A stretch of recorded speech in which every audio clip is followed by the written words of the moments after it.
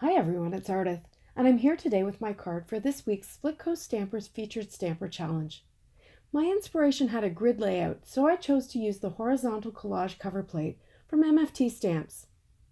I used computer paper to create a mask for some ink blending. This die has a really neat feature. You can easily trim it to use on a square card, and that's exactly what I did here. Next, I used some post-it tape to cover the areas I didn't want ink blended on, and I started by blending party dress ink and orange twist ink into the first square. Because the areas are small, I used sponge daubers for my blending, and I worked my way through the rainbow, moving my masks each time so that I didn't end up contaminating any of the other squares. This process took a bit of time, but the end result is a vibrant rainbow of squares. I left that one rectangle white. That's where I'm going to put my sentiment.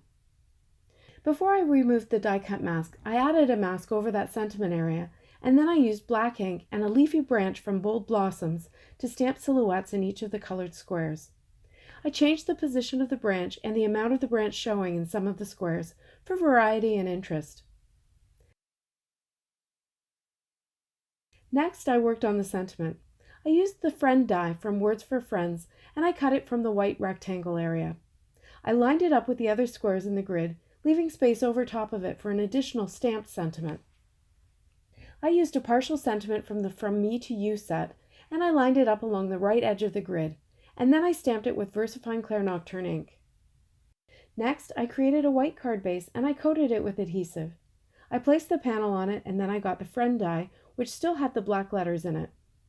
I placed the die into the die cut, and then I used a piercing tool to push the letters into the panel before placing the white letter centers in with my fingers, and then I burnished the letters to make sure they were really stuck down. To finish the card, I added some sparkling clear sequins from Pretty Pink Posh in each square.